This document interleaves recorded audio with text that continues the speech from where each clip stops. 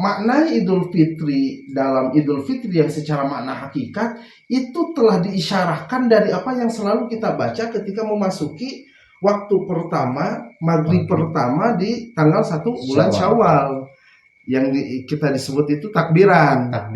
Allahu Akbar, Allahu Akbar, Allahu Akbar. Allah Maha Besar, Allah Maha Besar, Allah Maha Besar. Ketika menyebutkan Allah Maha Besar, maka mesti gugur kesombongan yang ada pada diri kita. Jadi ritualnya adalah pengagungan kepada Allah dan menghilangkan kesombongan yang ada pada diri kita. Jangan lupa subscribe, like, comment, and share channel Masjid Besar At-Taqwa Nagrak. karena dengan itu Anda telah berinfak Untuk pembangunan Masjid Besar At-Taqwa Nagrak.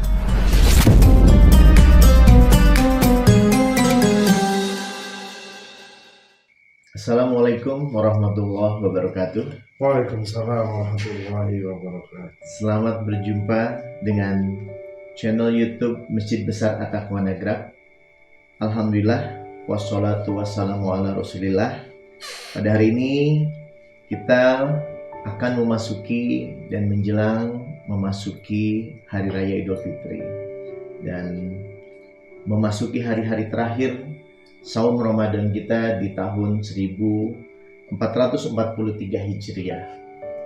Nah, sebelum kita memasuki Idul Fitri, tentunya ada sebuah makna dan pemahaman yang harus kita capai tentang apa itu Idul Fitri dan apa makna dari Idul Fitri. Alhamdulillah, pada hari ini telah hadir narasumber kita Kiai Haji Deden Abdul Malik dan saya Teddy Ruhyat akan membahas tentang apa itu Idul Fitri, maknanya, dan mudah-mudahan ini menjadi pemahaman kita bersama. Baik, apa kabar Ajengan? Alhamdulillah bil khair. Alhamdulillah, terima kasih telah hadir. Jadi sebenarnya apa itu Idul Fitri dan apa itu yang harus kita pahami dari Idul Fitri itu? Baik, alhamdulillah, makna dari Idul Fitri itu sendiri mempunyai beberapa makna secara lugawi, secara istilahi. Kalau secara lugawi itu Id berarti kembali, fitrun buka. Nah, ini adalah makna ataupun bahasa yang mudah dipahami oleh masyarakat pada umumnya. Kembali buka, Kembali makan, kembali makan, ya. kembali minum di pagi hari. Kembali minum. Betul. Adapun sebenarnya Idul Fitri secara pemaknaan ada yang disebut dengan Idul Fitri kembali kepada kesucian, dan ada Idul Fitri kembali kepada fitrah manusia, apapun settingan awal manusia, aturan awal manusia, fungsi dan tujuan manusia diciptakan oleh Allah Subhanahu wa Ta'ala. Jadi seperti itu. Jadi ada tiga makna. Kembali buka, kembali kepada kesucian, dan kembali kepada aturan. Nah, mungkin ini sah ya. Pertama, buka yang dimaksud di situ buka untuk kembali makan, minum. Ini berarti makna dari puasa yang secara zohir. Ya, zohir, ataupun yang istilah di dalam kitab Sirrul Asrar itu disebutkan dengan istilah puasa syariah. Puasa syariah. Imam Ghazali mengistilahkannya puasa amlil am. Karena tadinya puasa syariah ini menjaga tidak makan, tidak minum dari terbit fajar hingga makanya maghrib. Idul Fitrinya berbuka. Kembali makan. Itu sah ya? Sah. Secara syariah. Sah. Nah, sekarang yang kembali suci ini suci apanya? Kembali kepada kesucian ini adalah yang dimaksudkan adalah kembali suci dari hal-hal yang diharamkan dan dari sifat tercela. Ini untuk orang-orang yang puasanya puasa thariqah ataupun puasa khoslil am. Kembali suci itu berarti selama Ramadan pelaku saum itu berhasil mensucikan mensucikan dirinya diri. dengan menahan dari sesuatu yang diharamkan oleh Allah dan dari sifat-sifat yang tercela dari apa yang ada pada diri kita. Jadi kesucian dan magfirah Allah. Jadi suci itu berarti karena magfirah ya. Iya. Karena insya Allah Allah mengampuni dosa-dosanya. Tentu ininya adalah sebagai bekal bekal untuk menjalani kehidupan pada 11 bulan ke depan sebelum Ramadan itu. Makanya untuk yang Idul Fitri yang bermakna kesucian ini adalah bagi orang-orang yang berhasil puasanya itu bukan sekedar menahan lapar dan haus, tetapi berhasil menahan dirinya dari sesuatu yang diharamkan oleh Allah dan dari sifat-sifat tercela yang ada pada dirinya. Maka makna Idul Fitrinya itu adalah menjadi makna kembali kepada kesucian. Karena berhasil mensucikan dirinya, mendapatkan pengampunan dari Allah. Nah, tentu ini kan misteri ya. Ya. Siapa yang sebetulnya memperoleh kesucian itu? Ini pasti kan hanya rahasia Allah. Rahasia Allah. Tapi walaupun apa ada indikatornya? Ada, pastinya. Apa ada. itu indikatornya? Indikator yang paling mudah ketika orang kembali kepada kesucian adalah apa yang dilakukan di bulan Ramadan masih dia lakukan di hari-hari biasanya. Berarti apa yang menjadi pelatihan dan dilatih selama Ramadan itu tetap konsisten. Nah, istiqomah dilakukan di bulan-bulan biasanya. Bulan berikutnya. Di bulan Ramadan kita setelah Isya itu ada istilah wahtisaban, mendirikan sholat tarawih, melaksanakan sholat tarawih. Di bulan biasa tidak ada sholat tarawih, tetapi kan ada sholat sunat yang lainnya. Tahajud. Karena kan sahrul Ramadan sahrul qiyam.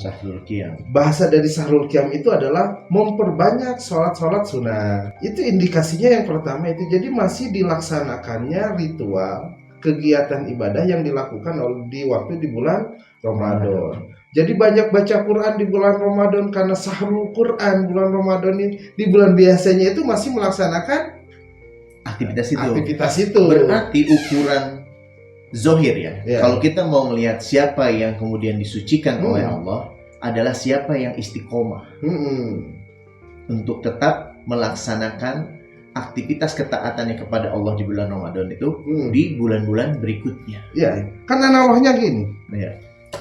Orang yang sukses latihan bolanya itu adalah orang-orang yang bisa memenangkan pertandingan. Jadi bukan latihannya yang jadi tolak ukurnya itu, tapi pertandingannya. Nah, pertandingannya itu 11 bulan. Tuh. Pahaminya itu. Betul. Ya, 1 bulan itu latihannya. 11 bulan itulah pertandingannya yang sebenarnya. Yang sukses latihan itu yang memenangkan pertandingan. Dari apa pelajaran yang ada di dalam latihan itu diaplikasikan di pertandingan. Nah, jadi pemenang tentang hasil dari pertandingan itu akan dilihat 11 bulan kemudian. Nah, itu. Jadi karena orang-orang yang berhasil sampai kepada tahapan fitrun Idul Fitri, kembali kepada kesucian, adalah orang-orang yang dalam puasanya itu menahan dari sesuatu yang diharamkan oleh Allah dan dari sifat-sifat tercela yang ada pada diri, maka di bulan berikutnya pun di luar dari Ramadan tetap dijaga. Luar biasa ya. Ternyata ujian tentang kesucian itu 11 bulan. Iya, 11 bulan. Jadi bukan di hari Idul Fitrinya itu. Bukan di hari Idul Fitrinya itu. Nah, sedangkan itu kalau bagi saya pribadi, trennya Idul Fitri ataupun waktu maghribnya tanggal 1 Syawal itu adalah tiup peluit wasit untuk kita masuk kepada area pertandingan lapangan, keluar dari area latihan itu. Masya Allah. Waduh, ini ternyata ya ini dalam ya. Karena ini pelaksanaan dari saum Thoriqah mungkin ya. Nah, sekarang Idul Fitri ini juga termasuk tadi kembali kepada aturan. Nah, ini aturannya berarti pada aturan Allah. Aturan jadi tujuan dan fungsi manusia diciptakan. Ada tujuan, ada fungsi. Betul. Ada tujuan dan fungsi. Tujuannya wa ma khalaqtul jinna wal insa illa liya'budun. Betul. Fungsinya ini jailun fil ardi khalifah. Betul. Jadi kita harus kembali menjadi pemain-pemain pengelola Abidun, menjadi seorang yang hamba yang sesungguhnya. Betul. Makanya mesti dipahami, untuk orang-orang yang mencapai Idul Fitri yang kembali kepada aturan Allah dan akan kembali kepada Allah dan yang akan mendapatkan mardhatillah, keridhaan dari Allah, itu ya puasa yang ini. Dari puasa, orang-orang yang puasa mencapai kepada tingkatan yang ketiga, yang disebut dengan puasa hakikat. Betul. Orang-orang yang dalam puasanya itu bukan sekedar menahan lapar dan haus, tetapi juga menahan dari sesuatu yang diharamkan dan sifat-sifat yang tercela ada pada diri, dan mengisinya dengan hal-hal yang berkaitan dengan ibadah. Memperbanyak zikrullah, memperbanyak baca Quran, mendirikan sholat, bersabar, dan sebagainya. Seperti apa yang menjadi pembinaan selama itu dikembangkan. Nah, sekarang dengan hari Idul Fitri ini kan sering disebut sebagai hari kemenangan. Dan sehingga apa yang terjadi kebanyakan, termasuk saya ya, biasanya di bulan Fitri itu serasa memuncah perasaan dan kadang-kadang mungkin berlebihan. Nah, sekarang batasannya supaya tidak berlebihan ini kan kadang-kadang menjadi euforia ya, menjadi kebablasan. Nah, ini seperti apa seharusnya kita merayakan Idul Fitri itu? Sebenarnya para sahabat ya telah banyak mencontohkan dari apa yang telah dicontohkan oleh Rasulullah. Contoh.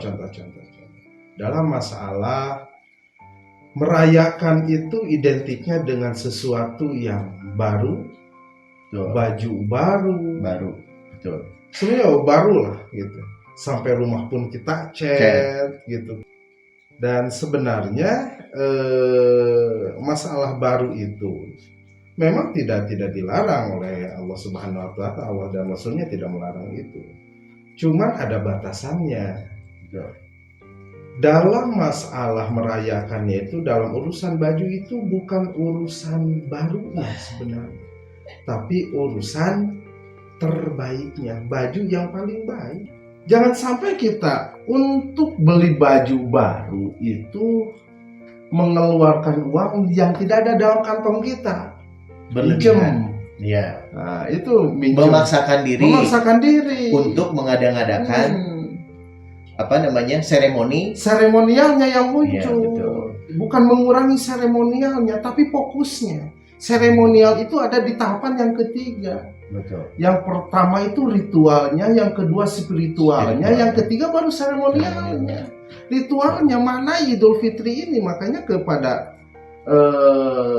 makna Idul Fitri dalam Idul Fitri yang secara makna hakikat itu telah diisyarahkan dari apa yang selalu kita baca ketika memasuki waktu pertama, maghrib pertama di tanggal 1 bulan Syawal.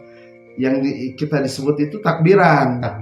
Allahu Akbar, Allahu Akbar, Allahu Akbar. Allah Maha Besar, Allah Maha Besar, Allah Maha Besar. Ketika menyebutkan Allah Maha Besar, maka mesti gugur kesombongan yang ada pada diri kita. Jadi ritualnya adalah pengagungan kepada Allah dan menghilangkan kesombongan yang ada pada diri kita. Nah, ini sangat menarik. Tapi kita jeda dulu nih ya. Ada yang satu ini.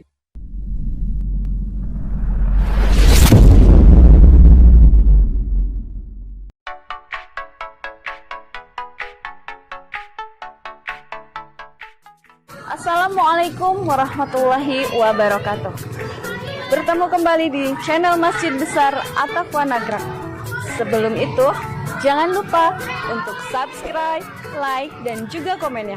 Karena dengan subscribe channel ini sama dengan Anda berinfak untuk pembangunan Masjid Besar At-Taqwa. Jamaah sekalian, setelah kemarin selesai pembangunan gapura, pagar, dan juga pos brigade, selanjutnya insya Allah di area belakang akan segera dibangun penginapan imam, dapur umum, gudang, dan penambahan toilet ahwat dan ikhwan.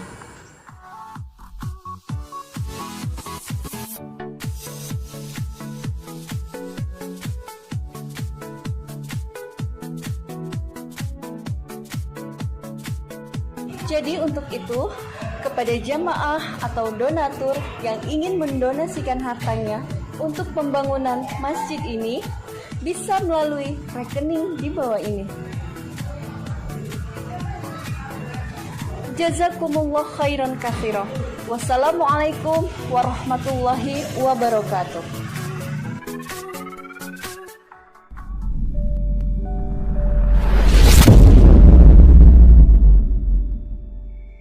Baik, jamaah Masjid Besar At-Taqwa, kita kembali kepada bahasan kita yang sudah mulai menarik nih ya. Jadi tentang esensi dari seharusnya yang terjadi di mulai 1 Syawal, Maghrib, Idul Fitri, 1 Syawal itu menjelang hari Idul Fitrinya itu kan seharusnya terjadinya pengagungan dan peniadaan kesombongan.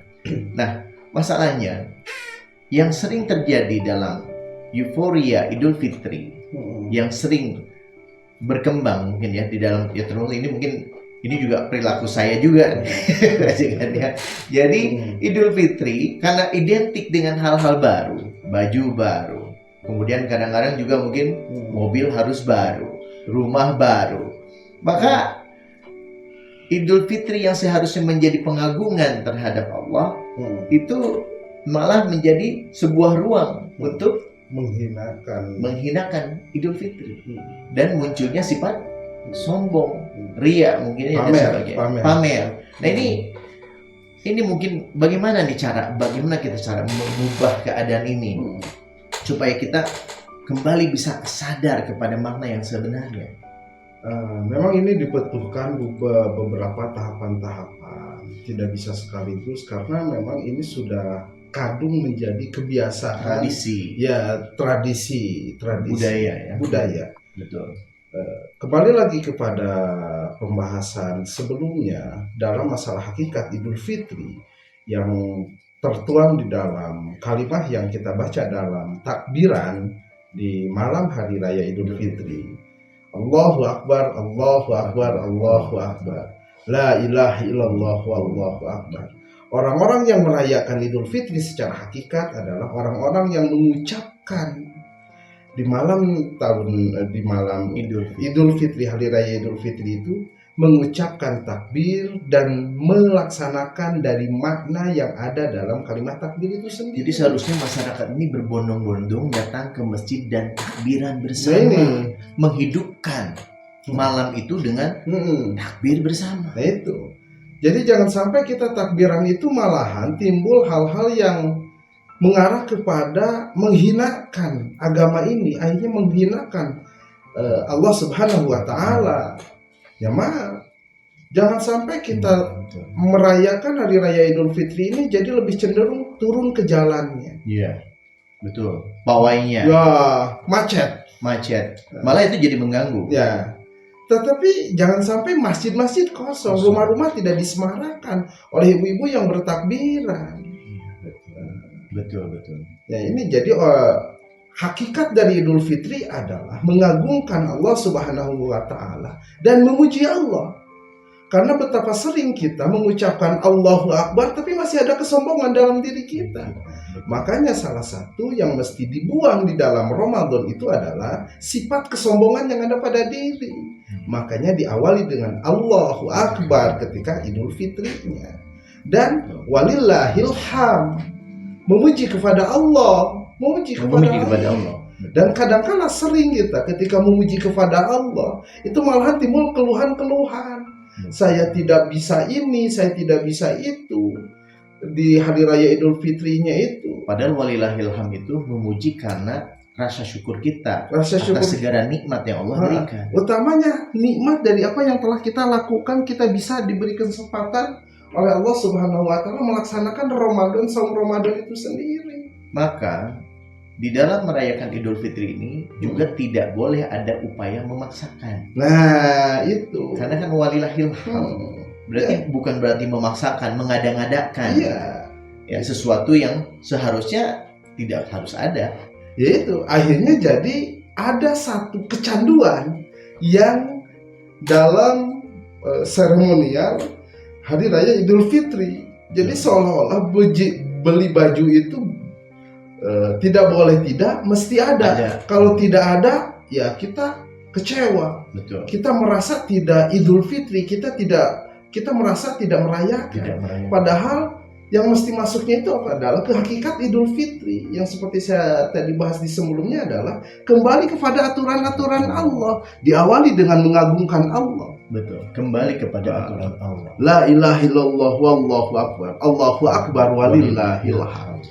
Jadi ada 3 kalimat inti di dalam takbiran ini. Yang pertama Allahu akbar, yang kedua la ilaha illallah, yang ketiga Betul. walillahil hamd. Itulah orang-orang yang merayakan Idul Fitri secara hakikat. Nah, itulah orang-orang yang akan masuk kepada puasa yang mabrur, Betul. puasa yang menghasilkan kebaikan. Latihannya sukses, masuk ke pertandingannya menang. Betul. Menang ya. Jadi bukan sekedar bisa masuk ke pertandingan, bukan sekedar bisa mempertahankan dari apa yang dilakukan Betul. di dalam Syahrul Ramadan itu, tetapi kita bisa lebih. Ya. Yang asalnya sodakohnya 10.000 jadi 15.000. Yang asalnya sholat malamnya itu 20 rakaat, akhirnya jadi 24 misalkan. Jadi ada penambahan ibadah kita kepada Allah di bulan-bulan lainnya di setelah Ramadan ini. Akhirnya itulah orang-orang yang merayakan Idul Fitri secara hakikat. Makanya puasa ini untukku kata Allah, dan aku yang akan membalasnya. Betul. Jadi seperti itu. Nah, ini kan makna dari ritualnya Idul Fitri. Jadi secara spirit artinya puncak pengagungan kepada Allah dan puncak rasa syukur kepada kepada Allah. Itu rasa syukur karena kita diberikan ruang untuk membina diri selama 1 bulan Ramadan tersebut. Dan memang perlu dicatat di dalam masalah merayakan Idul Fitri ini juga ada batasan-batasan yang rata-rata kita sudah menabrak batasan itu. Yeah. Dan jangan sampai terjadi. Contoh, beli baju baru silakan. Silakan, tetapi jangan sampai mengeluarkan uang dari apa yang kita tidak ada dalam saku kita. Memaksakan diri. Yeah, Itu akhirnya nilai Idul Fitrinya yang hilang, ritual spiritualnya yang hilang. Nanti yang muncul cuma seremonial. Ya bertahap saja. Betul. Bertahap saja. Jadi luapan kegembiraan dengan bertahmid, luapan beribadah kita dengan bertakbir, dan menafikan dari apa sifat-sifat dari yang tercela ada pada diri kita. Jadi jangan sampai karena perayaan Idul Fitri kita harus memaksakan diri minjem uang untuk mengada-ngadakan. Malah itu bisa masuk kepada tidak boleh. Oh, itu tidak boleh ya? Tidak boleh. Padahal kita ingin membahagiakan mungkin karena banyak saudara yang datang. Kan gini, seperti yang saya katakan tadi, jangan sampai kita mengeluarkan uang yang tidak ada di dalam saku kita. Jangan sampai efek dari Idul Fitri ini malahan timbul hutang yang bebannya akan muncul di kemudian hari. Jadi itu tidak Idul Fitri. Itu zalim ya. Jadi Idul Hazan, kembali kepada kebingungan nantinya. Jadi hal yang seperti itu berarti malah kita menganiaya diri. Jadi bukan merdeka akhirnya. Kan betapa banyak orang mungkin di lingkungan kita, bahkan kita sendiri pun, untuk persiapan Idul Fitri itu Masya Allah sangat luar biasa. Sampai ada baru minggu pertama di bulan Syawal udah ada arisan daging gitu kan. Ini untuk tahun depan. Ya kalau ada silakan, itu kan antisipasi. Tetapi jangan sampai fokus kita di sana. Karena ya itu tadi seremonial itu tingkatan ketiga, tahapan yang ketiga. Jadi jangan sampai seremonial jadi yang pertama. Ya, jadi jangan sampai kita mengada-ngadakan, memaksakan diri untuk mengadakan sesuatu yang sebenarnya di luar kapasitas kemampuan. Jadi makanya kan secara kaidah hukumnya itu diperbolehkan. Yang namanya diperbolehkan ada syukur, tidak ada nggak apa-apa. Jadi diperbolehkan itu dalam kapasitas dan kemampuan yang dimiliki. Iya, yang dimiliki masing-masing. Kalau tidak mampu ya tidak perlu berlebihan. Nah ini kan masalahnya begini. Ya ini mungkin kan kembali kepada spirit Ramadan tadi Iya. ya kan? Karena pada saat sebagian orang yang mampu mungkin bisa, tapi pada yang tidak mampu kan akhirnya merasa tersisih secara sosial atau merasa ya Tidak seolah- berhasil dalam Idul Fitrinya, dalam lebarannya. itu kadang-kadang jadi ukuran sosial Iya. ya.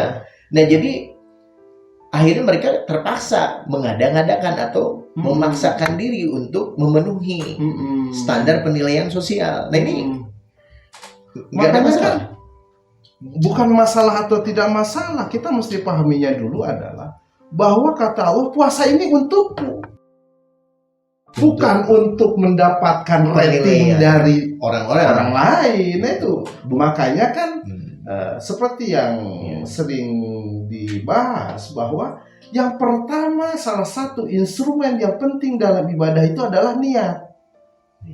Niat kita merayakan Idul Fitri itu lillahi ta'ala atau linnas. Masya Allah, iya betul. Itu Kita lupa. masalahnya. Karena kita lebih cenderung ingin ditilai oleh manusia, tetapi mengabaikan penilaian-penilaian Allah Subhanahu wa Ta'ala. Ayo Idul Fitri, kembalilah kepada aturan Allah. Allah yang akan menilainya, Allah yang akan memberikan pahalanya. Tidak akan berdampak apapun penilaian manusia. Ini nih yang saya catat. Tidak akan bertampak itu sebenarnya. Kebanyakan mungkin termasuk saya ya selama ini sering mencoba dan berusaha di hari Fitri itu mencari penilaian orang karena kita merasa akan bertemu dengan banyak orang sehingga seolah-olah butuh pengakuan stratifikasi sosial supaya kita jangan dianggap tidak mampu atau jangan dianggap terbelakang hanya karena untuk dinilai dari status sosialnya saja. Kan gini, di dalam konteks kehidupan yang khusus yang kaitan dengan perayaan Idul Fitri itu, kalau kita mampu, belilah, Ya. adakanlah, Itu boleh kan? boleh Bagi yang mampu. bagi yang mampu, tetapi jangan melewati batas syukur. Syukur ini jangan jadi takabur. Iya. Cukup pabini mati robbika hadis. Tapi ada batasannya. Melewati batasan itu, melewati batasan syukur berlebihan, nantinya akan timbul jadinya takabur. Makanya syukur dibatasi dengan tawadu dan khusyuk. Ya, itu. Syukur itu harus dibatasi. Dibatasi dengan tawadu dan khusyuk. Dan khusyuk. Betul. Jadi tidak boleh isinya opennya itu pengen lihat, baru beli baju kita foto, kita share. Itu awas, hati-hati. Itu malah mendorong Itu mendorong. terjadinya Berarti kita perlombaan. sudah melewati batas tawadu. Jadi kepada perlombaan nafsu. Nggak perlombaan nafsu Gagal akhirnya. lagi saumnya ya. Nah, Masya Allah. walaupun ini sudah menjadi kebiasaan pada masyarakat umumnya, tetapi ayolah kita coba dari diri kita sendiri. Betul. Kalau anak belum bisa dikondisikan, lah kita sebagai orang tua yang memberikan contoh dulu kepada anak. Karena mungkin kita juga dulu dicontohkan oleh orang-orang tua seperti kita itu. seperti Betul. itu. Betul. Akhirnya ini menjadi satu budaya yang seolah-olah tidak boleh tidak mesti ada. Kalau tidak ada, istilahnya deritalah kita, gagallah kita dalam Idul Fitri. Bahkan jangan sampai orang, kalau misalkan kita atau anak-anak kita karena tidak beli baju di Lebaran, jadi tidak mau pergi ke masjid untuk merayakan, untuk melaksanakan sholat Id Karena malu. karena malu. Wah, luar biasa. Ini kan mesti sedikit-sedikit aja kita dari keluarga kita aja dulu konteksnya. Beri pemahaman seperti itu. Jadi keterjebakan euforia di dalam seremoni Nah. Idul Fitri. Ini menarik aja kan. Baik, kita jeda dulu. Kita lihat dulu yang satu ini.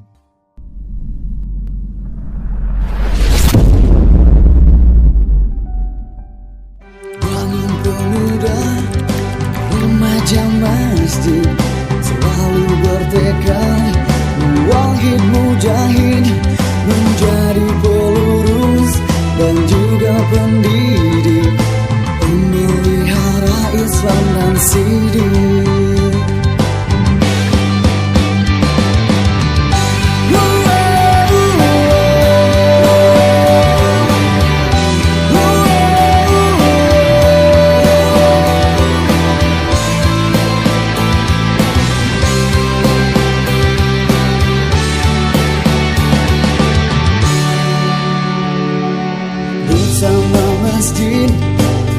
muda bahagia, kecil terbina, yang muda berkarya, tua sejahtera, bakti masuk surga.